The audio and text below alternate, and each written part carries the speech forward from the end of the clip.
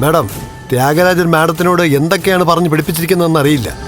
സത്യം പറയാം, ഇപ്പം മേൽക്കൈ പ്രഭാവതിക്കാണ്.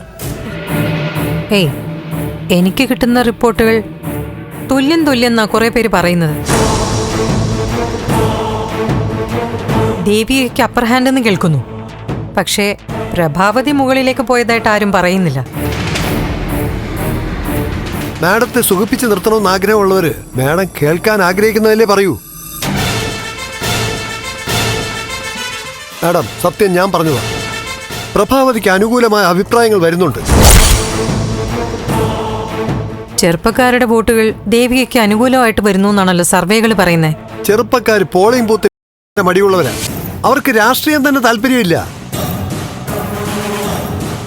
35-40 വയസ്സിന് മുകളിലുള്ളവര് പ്രഭാവതിയുടെ പ്രസംഗങ്ങളിൽ വീണുപോയിട്ടുണ്ട്.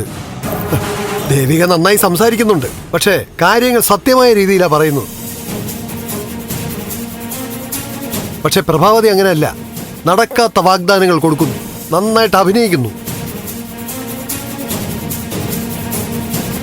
പിന്നെ പ്രൊഫസർ എന്ന പേരുണ്ടാക്കിയ മതിപ്പും.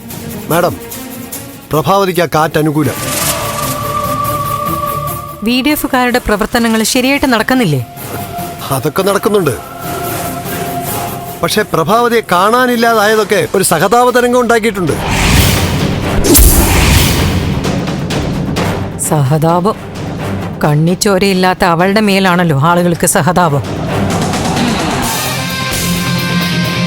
CP, എന്തായാലും ശരി, ദേവികയെ ജയിപ്പിച്ചേ മതിയാവും. ശ്രമിക്കാം, പക്ഷേ ഒരു ഉറപ്പ് പറയാൻ പറ്റാത്ത സാഹചര്യമാണ്. അധ്യാപിക എന്നുള്ള ബ്രാൻഡും അവർ നന്നായി ഉപയോഗിക്കുന്നുണ്ട്. റിട്ടയർ ചെയ്തവർക്ക് പോസ്റ്ററുകളിൽ പ്രൊഫസർ എന്ന് വെക്കാൻ സാധിക്കുമോ എന്നുള്ള കാര്യം അന്വേഷിക്കണം. നമ്മുടെ വക്കീലുമായിട്ടൊന്ന് സംസാരിക്കണം. വേണമെങ്കിൽ കോടതിയിൽ നിന്ന് ഉത്തരവും വാങ്ങണം. പോസ്റ്ററുകളിൽ പ്രൊഫസർ എന്ന് വെക്കുന്നത് തടയാനുള്ള ഓർഡർ വാങ്ങിച്ചേ മതിയാവും. ശരി മാഡം.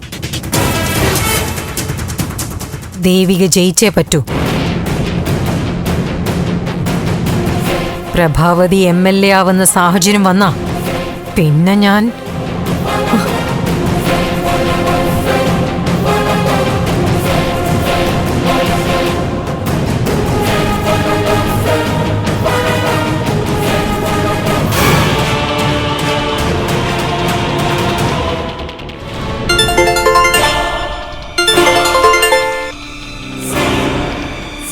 ഹലോ.